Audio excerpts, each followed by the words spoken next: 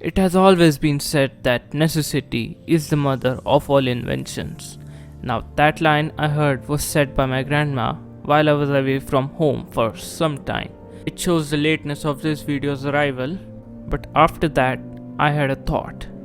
Bugatti, Rimac, Hennessy, Koenigsegg. Why do these car companies make cars just so they can go fast, even if no one is going to do that unless they go to Autobahn in Deutschland with no speed limits, and that is excluding traffic. It is not necessary.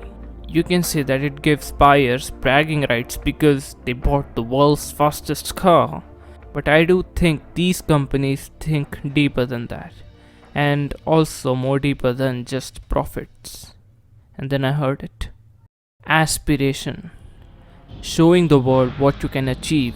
How much can you push the boundaries? And this personally is my favorite. It is when you stop thousands of people in a city, including children, to have a look at your car, touching and getting inspired by it, just like myself.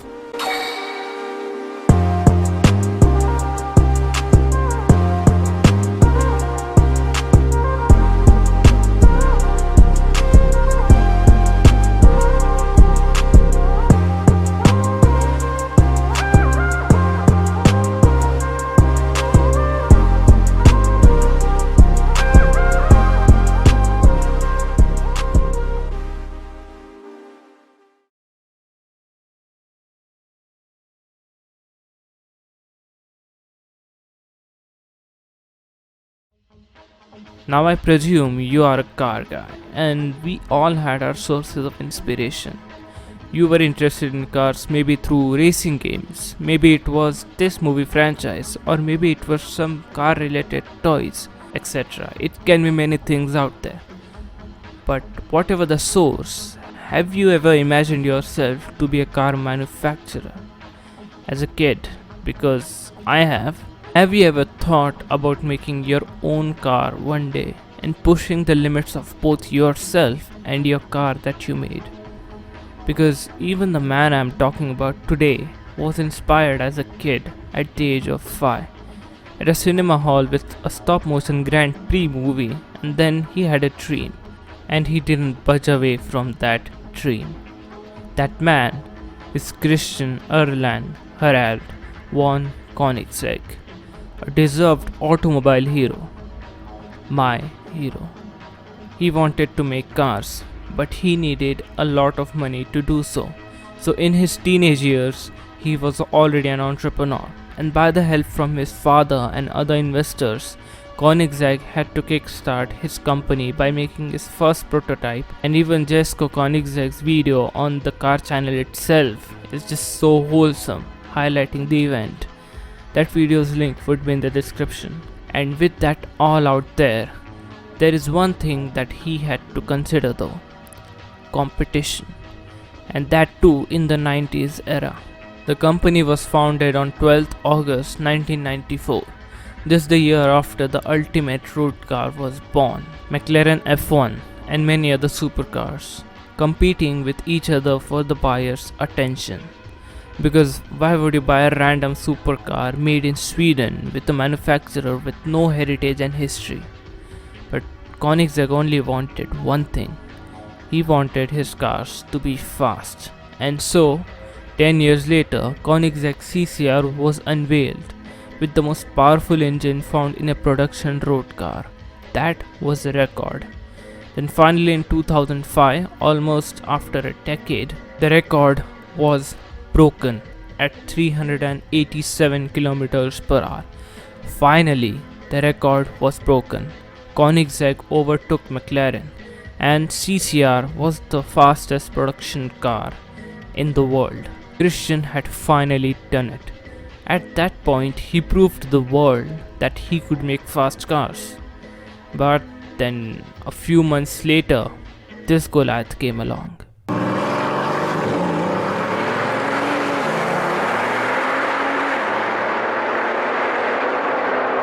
Yup, it was a real beast from Bugatti, with twice as many cylinders and twice as many turbochargers.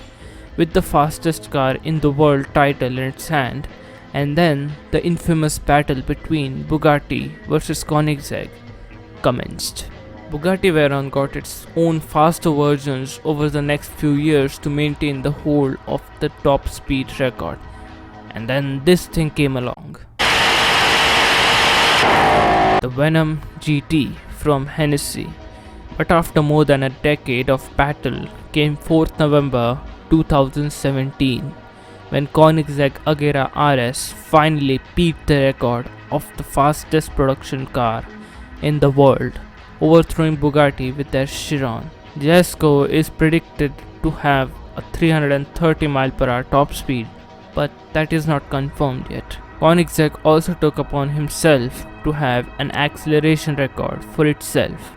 So that's from 0 to 400 km per hour back to 0, testing both its acceleration and brakes, and they were quite successful doing that with the Agera RS and the Regera. This all would show us to the world that Koenigsegg wasn't playing around.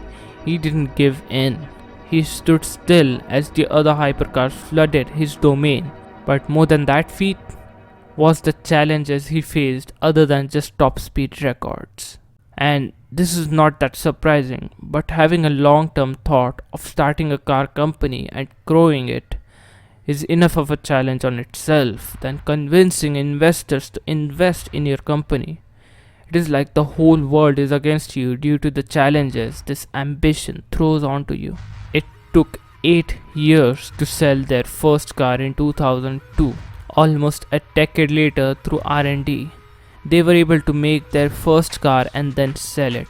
Sustaining that long is nothing less than impressive, and considering the fact that he was not only making a car, he was making an identity for that car as well, because they were competing with many other well-established brands, decade-old car companies like Bugatti and Ferrari. This interview highlights all the challenges Christian had gone through, and there is nothing but just to see how strong he really is psychologically. At the beginning of his journey, no one believed that his company would sustain. They would question him, discourage him, telling him that it's impossible. But you know what he did? He said, I know it's impossible, but I'm going to do it anyway. Because at the back of his mind, he knew he could do it. He says nothing is impossible if you really put your heart and mind into it. Such a simple statement, not that surprising, not that exciting either, but that is actually the best line anyone can say. And as far as I believe, it is quite true. Proving yourself that you are going to do the impossible task anyway, regardless of what the world throws at you. And considering many other new brands that made supercars failed, like the before mentioned Isterite that I made a video on, and other manufacturers too. He also states that he's more of a technical guy than a businessman, and it shows in his cars and his personality as well. Which brings me to my next point. Innovation. Koenigsegg is no stranger to innovation, more like he's its best friend. He always tries to make new and improved versions of his car. He used a centrifugal supercharger in his early models. He made and patented his own complex turbocharging system. He made his engine make more power by making it compatible with ethanol fuel. Regera had a gearless gearbox system known as Koenigsegg Direct Drive. Koenigsegg Gemera had a hybrid system in which the 3-cylinder twin turbocharged engine creates 700 brake horsepower. His ambition for innovation drives his company to be the one of the greatest. He is what I call a master engineer, and the credits is not only to him but also to the engineers in Koenigsegg as well. They are an essential part of the company, which I think also had many innovative ideas that made the company for what it is today. And to drive them for such feats, Koenigsegg also had to make them envision the company for the best, keeping them motivated to have such ideas, and it shows in his personality. Every supercar blondie video I've watched on Koenigsegg, Christian is just so humble. And he's like a friend who will always make you realize that the true happiness is not the product, it's the process. His ambition will make you drive to have your own one, which tells you a lot about his personality. And the best thing I ever thought of him was when he named the car after his dad's name, the Koenigsegg Jesko. And his dad didn't even know about the name until he unveiled it to the public. He even had a fake press release with a different name as well, just to keep it a secret, in respect to the man which made his entire company possible. And he also managed to make Gemera run on second generation biofuel. In simple terms, Volcano, the Gemera, is the current lineup for Koenigsegg, the most recent car. And apart from the hybrid powertrain, the car is no less than any other engineering masterpiece. It's the first 4-seater Koenigsegg, which is really comfortable. It could fit 4 people who are over 6 feet tall comfortably, and on top of that, it is still good looking. Not as good looking as the other vehicles, but I would still say it is good looking. The luggage space is also very practical.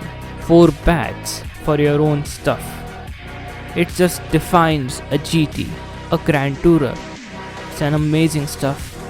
And with all that said, in conclusion, I would say that the challenges, the competition, the people, the world, even elements like fire which burned down the first Koenigsegg factory, all things were against him, and yet he managed to make himself known to the world as a hypercar maker, a master engineer, a smart businessman, a hero. My hero. Thanks for watching.